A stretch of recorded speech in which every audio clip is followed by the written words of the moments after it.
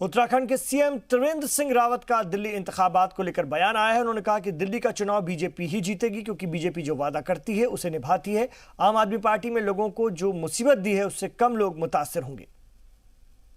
हमारे साथ उत्तराखंड के मुख्यमंत्री त्रिवेंद्र सिंह रावत हैं, जो दिल्ली विधानसभा चुनाव के प्रचार प्रसार में कमान संभाले हुए हैं। आज पहला चुनाव प्रचार कर रहे हैं। उनके साथ सुनील गुप्ता भी हैं।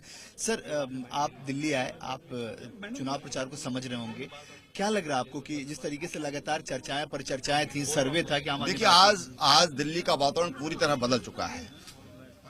जिन लोगों ने दिल्ली को बांटने की कोशिश की और दिल्ली को सांप्रदायिकता के आग में झोंकने का प्रयास किया, चाहे जामिया मिलिया हो, चाहे जवाहरलाल नेहरू विश्वविद्यालय हो, या फिर आज शाहीन बाग में जिस तरह से छोटे छोटे बच्चों को लेकर जिस तरह से वहां पर धरना प्रदर्शन किया जा रहा है, दिल्ली की जनता उससे जाग चुकी है।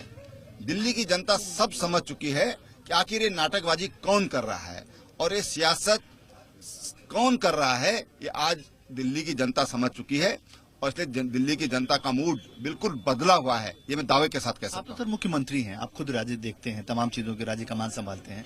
क्या आपको लगता है कि पानी फ्री, बिजली फ्री, सड़क में चलने वाले बस में टिकट फ्री, इन सबों का इम्पैक्ट होता है? इन सबों से लोगों को लगता है कि प्रभावित होते हैं लोग? देखिए, कुछ लोग निश्चित रूप से इन चीजों से प्रभावित होते हैं, लेकिन ये सस्टेनेबल चीजें नहीं है। ये न राजनीति को स्थिरता प्रदान कर सकती हैं, या फिर हम जो ये विचार करते हैं कि राज्य अपने पैरों पर खड़े होने चाहिए, न राज्य अपने पैरों पर खड़े हो सकते हैं। कुल मिलाकर इससे कमजोरी ही साबित होगी। बैसाखियों से किसी का लंगड़ापन दूर नहीं किया जा सकता है।